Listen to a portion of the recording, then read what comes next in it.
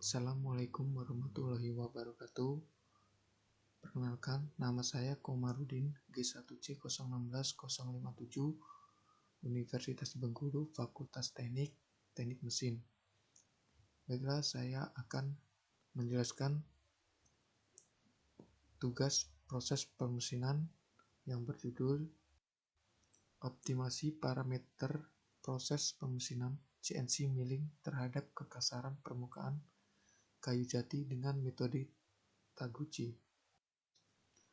Proses permesinan CNC milling merupakan proses permesinan yang menggunakan kontrol terkomputerisasi dan memutar alat potong multititik untuk secara progresif menghilangkan bahan dari benda kerja dan menghasilkan bagian atau produk yang dirancang khusus. Proses milling.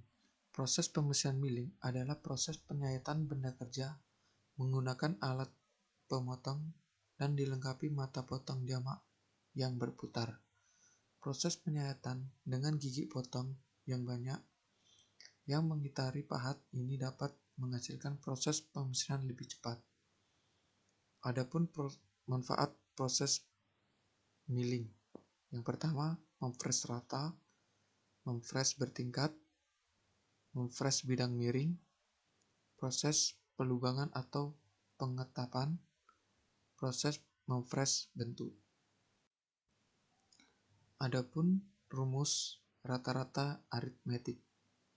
Yang pertama, RA sama dengan 1/L integral L 0 Y buka kurung X tutup kurung dx UM, di mana RA simpangan rata perhitungan dari rata-rata garis, L sama dengan panjang samping, Y ordinat kurva profil.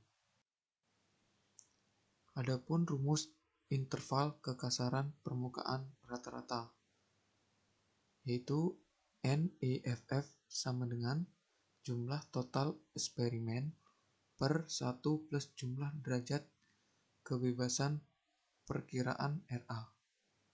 Kemudian eksperimen konfirmasi kekasaran permukaan rata-rata, CI sama dengan tambah kurang atau lebih kurang akar F buka kurung 0,01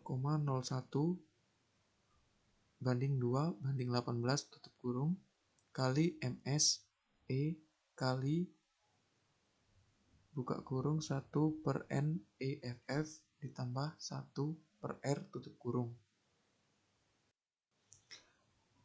Kekasaran permukaan, yaitu pada karakteristik kualitas yang dipilih untuk pekerjaan adalah kekasaran permukaan, karena persyaratannya adalah untuk mengurangi kekasaran permukaan guna meningkatkan kinerja material benda kerja yang dipilih. Fungsi objektifnya adalah yang lebih kecil, tipe yang lebih kecil lebih baik. Kesimpulan dari jurnal saya yaitu ada 4. Yang pertama, semakin tinggi kecepatan spindle, maka akan menghasilkan nilai kekasaran permukaan yang semakin kecil.